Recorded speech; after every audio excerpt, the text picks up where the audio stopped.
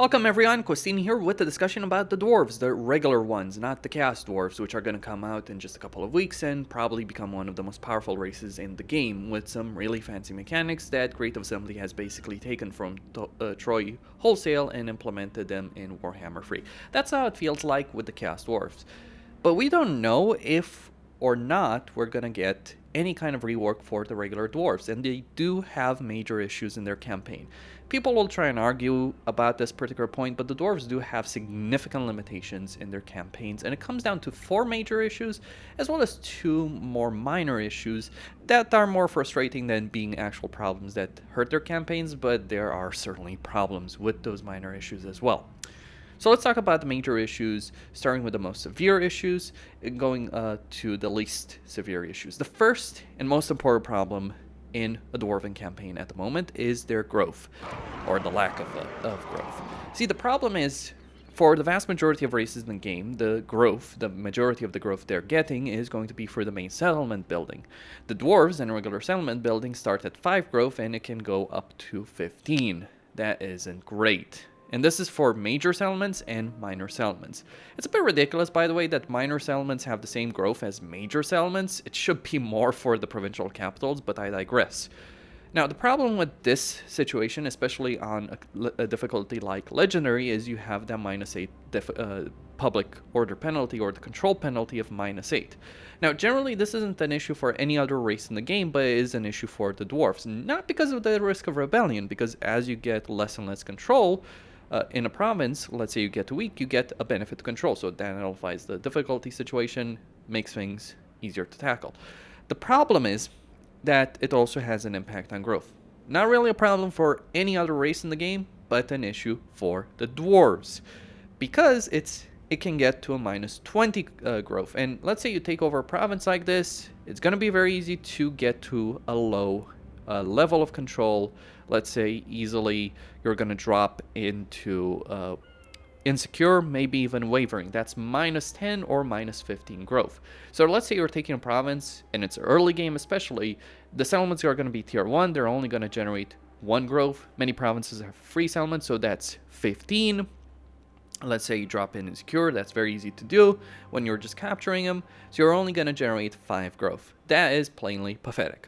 And the problem with low growth is that you're going to have a difficult time growing your provinces. And the issue with that isn't necessarily with regards to unit recruitment or hero recruitment, because as many people have pointed out in some of my previous videos, this isn't the first time I've talked about the issues of dwarves. Dwarves can recruit every unit from tier 4. They're not necessarily limited. The problem is in terms of structures, in terms of building slots.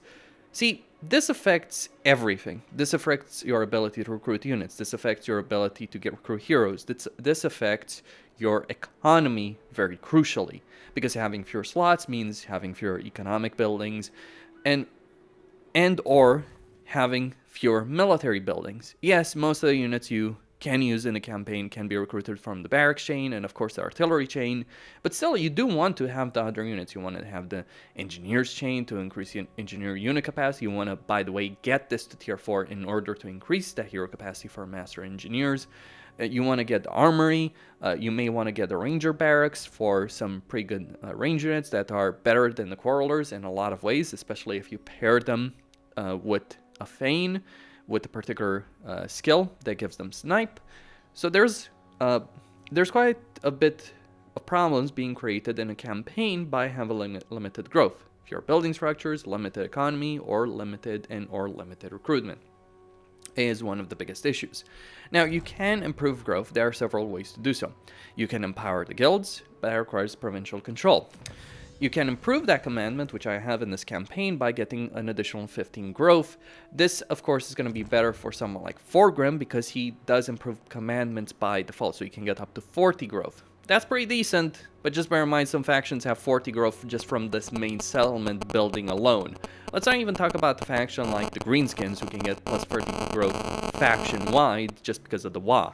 Or the fact that the Greenskins can generate quite a bit of growth for their commandment, or their buildings, main buildings, minor buildings. Then of course you can improve it through the heavy cornstones, and that's pretty much it. those are your two options: getting additional growth for the commandment, getting for the heavy cornerstones, or having a particular building that buffs it, but it isn't necessarily enough. Having poor growth in the main settlement building is just going to limit your campaign. It's going to limit your economy, it's going to limit the types of units you can recruit, the number of units you can recruit, all of that. So that's the biggest issue by far and away. Now, this is a turn 48 campaign. Of course, it's not necessarily a very long campaign, but even doing things fantastically well, as I have done in this particular campaign, where I've basically taken over a lot of the mountains and the Badlands, it's still going to limit the potential of a campaign just having that weak growth, even if you completely annihilate your enemies.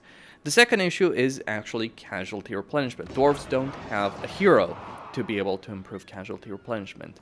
They only have a structure that gives them casualty replenishment. Their lords can get the skill that other legendary lords or regular lords can have, which gives them a bit of casualty replenishment, but this obviously doesn't compare to having it from a hero or having it baseline. Some races have really good baseline casualty replenishment or can get a great deal of it. Dwarves have pretty poor casualty replenishment. The only way to improve it is either through that lord skill line or for that structure, which is mainly a growth structure, not the casualty replenishment structure, or for getting the recite ancient grudges. Very limited options in the campaign. And by the way, reciting ancient grudges is something that you're only going to get much later on. Basically, because of the combination of growth and casualty replenishment, it's going to take dwarves a very, very long time in their campaigns to reach the potential that some factions start with. One of the things to note, by the way, is one of the reasons the AI does so very, very well with the dwarves on legendary difficulty, like Belagar, for instance, is that the AI actually doesn't have these issues. They have great growth in their faction because of the benefits they get on legendary difficulty. They have better casualty replenishment, and then they also have more recruitment capacity, which is also another issue. By default, you only have 2. Now, the dwarves are not the only race that only has 2, but other races do have better options of increasing it. You do have a commandment, but obviously you do want to maintain that growth command. But let's say you're recruiting a massive army, of course, getting that recruitment cost. And the main benefit of Masters of Steel and Stone is to reduce the recruitment cost of that. So having a situation with limited recruitment slots is a problem. Now you could say, well, you can get in every tier 3 settlements an armory to increase the local recruitment capacity, or get that commandment, or of course get recite ancient grudges and Grim Neater's favor. But research, as I mentioned, is pretty late on. You're going to have limited building slots, and yes, you will want to get some armories, but do you want to get an armory in every settlement? I'll just look at province, my starting province, the one that's done the best. It's like, only now am I getting it to tier 4. Granted, I haven't gone as far with growth as I could have done here. I could have gotten some of these in every single settlement, but here's the thing. When it comes to a province like this, even if you have the building slots, and I certainly do over here, I only have one armory, and it's in my capital. The other settlements, the minor settlements, I focused on the income building. So the regular income building, the trading depot for extra tradable resources, trade tariffs, income from all buildings, and of course the drinking hole to be able to recruit Bugman's Rangers, but more importantly to be able to get the dwarf resource kegs. Being able to generate resources is significant when it comes to trading, and it's actually important for the dwarves. The dwarves actually have a pretty good economy if they actually had the building slots. They don't. But you don't really have the building slots to just dedicate every settlement to an armory just to be able to recruit units. Yes, you could argue that you can only do it, you could do it in just certain provinces, like let's say you dedicate a couple of provinces for the sake of unit recruitment and the others are economic provinces, but that's not an issue that other races have during the course of their campaigns. They can just flat out recruit more units.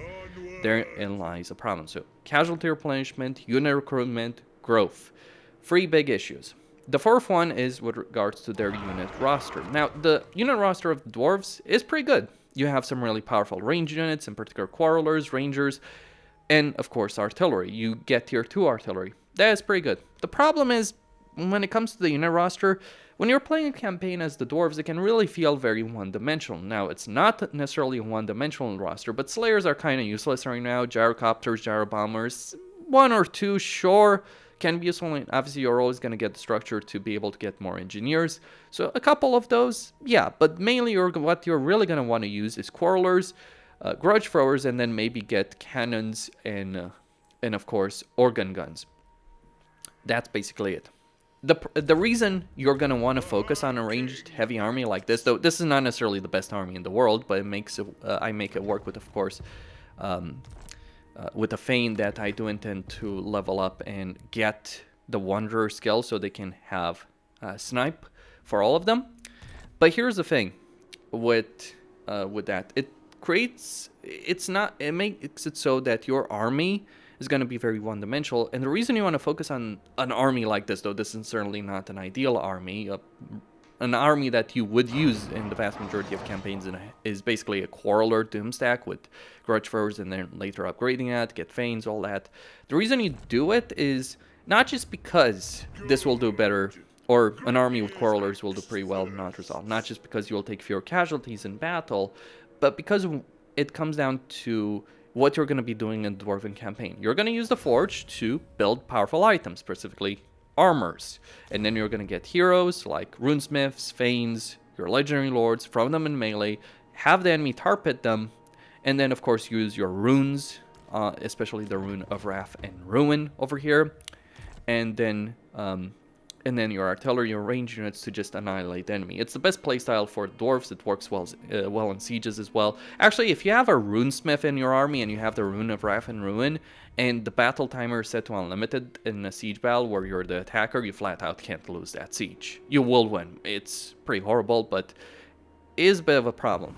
I'd say the dwarves lack versatility in their roster, at least from a practical standpoint. Theoretically, yes, you do have different playstyles, different kind of units, flying units, layers, melee units, but really, there is no comparison for the Quarreler Doomstack with grudge throwers. Thunderers don't work. Iron Drakes, when they work, they do very, very well, and they're incredible in terms of the damage they do, but half the time I struggle to get shots off with these guys, even on an open field battle. Let's not even talk about the siege situation with this. So lots of problems when it comes to that.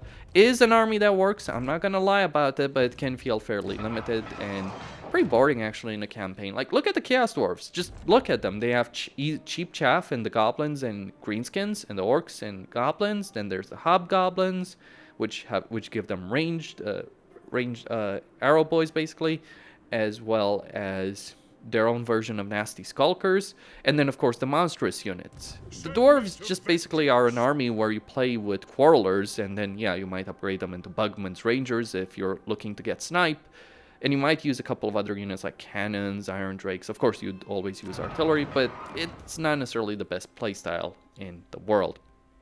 It works, it's effective, but it does feel limited. I feel the dwarves do certainly need more versatility in their army roster. Those are the four main issues: growth, casualty replenishment, recruitment ability, and of course, unit roster. The dwarves are a race that only got one paid DLC, and that one paid DLC added quite a few things like the Rune Lord, Lord Choice, the Rangers that we have, a couple of other things, sure, but it was the only paid DLC they got. We did get a rework in terms of the Forge system with Thoric Ironbrow, and we got Thoric as a free DLC Lord, but beyond that we haven't gotten anything for the dwarves, and they desperately need it. Just like the Greenskins, Warriors of Chaos, and Beastmen desperately needed reworks, so do the dwarves in a lot of ways. We haven't heard anything on the subject from Creative Assembly, just like we haven't heard anything about reworking the Empire or fixing the campaign mechanics in virtually every Imperial campaign. Then there's the two minor issues. The first one is the grudge meter. It was fairly broken when Immortal Empires came out because your initial grudges would grow in severity very quickly. The current situation we have with grudges is not necessarily that much better. So let's say a Greenskins with the Greenskin race or Greenskin faction raids my territory. Then you get the grudge, but it's not a specific grudge against that faction. It's a generic grudge where you're supposed to raid Greenskins. I've built up a lot of these grudges. It's been annoying. The reason I built up so many of the grudges is because I've been dealing with Greenskins over here in the Darklands, and my armies have been preoccupied in this area of the campaign map, dealing with a bunch of different issues over here. So I haven't had the time to just stop and just raid the greenskins. I'm busy rather than wasting my time with with pointless grudges. Now you may get certain specific grudges, like in this case, I got the ogres occupying the Darkhold. Yes, you might get some of those specific grudges for certain settlements, but this can be a problem. Let's say an ally occupies the settlement. So grudges are pretty broken right now. I would say, like, if a faction hurts you, you should get the grudge against that particular faction or against that particular army, and if it gets eliminated, the grudge is no longer there. But no, you get a lot of generic grudges, and your book of grudges just gets filled up with a bunch of this pointless crap. That is annoying. By the way, you need to deal with those grudges in order to achieve your long campaign victory condition, which makes it pretty annoying to deal with a dwarven campaign in the long term, because the more you play the campaign, the more your book is going to be filled with these grudges. And look at this situation. I have quite a few grudges aimed at the greenskins. The thing is, the only greenskin campaign that's still left at this particular point is, of course, Grimgore. At least in the nearby vicinity. I mean, there's the Slaves of Tsar, sure, I could go raid those, but it is a bit annoying. Hell, you might even fall into the situation where you have a grudge against a particular race, but there's no one near you that can give you, or maybe they've all been eliminated on the campaign map. Well, I guess in that particular case, the grudges might be eliminated, but I think that's a rare situation. More often than not, what's going to happen is there's still a few lords left, a few factions of a particular race left, but they're on the other side of the campaign map. So, lovely situation with grudges, pretty broken. More of an annoyance than anything else. It's not something you can't completely deal with. You can deal with it, but it is a genuine annoyance. The meter is not necessarily going to fill up unless you're playing Phoric, but it's still a pretty significant annoyance. The other annoyance is with the research tree. It is bloated as all hell, and a lot of this stuff is pointless. Like, research-wise, here's what you care about. You care about autonomy of the holds and maybe High King's authority, but really the autonomy for extra growth, heavy cornerstones, the range firepower, and then you start the long research to be able to get Grimneater's favor. Once you achieve that, nothing else basically matters. Some other stuff can be useful, like Toolmaker's 10% income, other stuff as well here, but those are the main things you care in the research tree. It just takes too long, it's too bloated.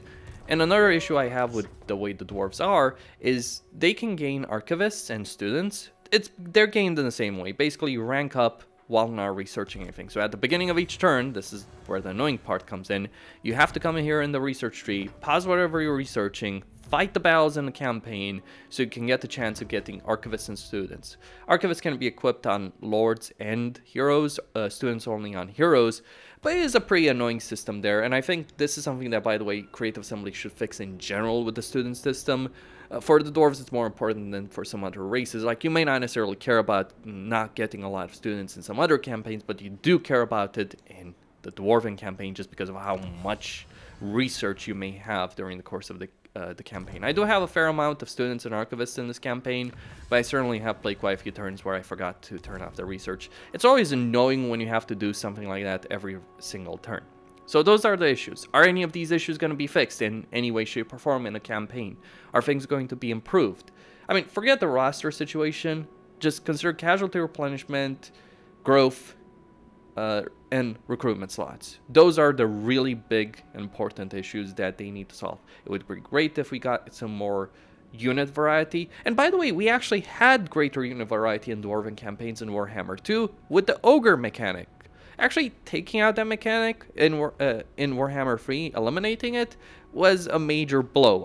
I think a mercenary system would really help the dwarves in particular to add some more variety. I think it would help a lot of races, but especially the dwarves. It doesn't make sense for the dwarves to have like a cavalry unit, but it does make sense for the dwarves to be able to hire mercenaries because they've done that in the lore quite a few times in point of fact. And there's a lot of mercenary companies in the lore that do exist. I don't see any reason why we shouldn't have a mercenary system, especially since we've had it in Total War before in a number of games, in particular Rome 1 and Medieval 2.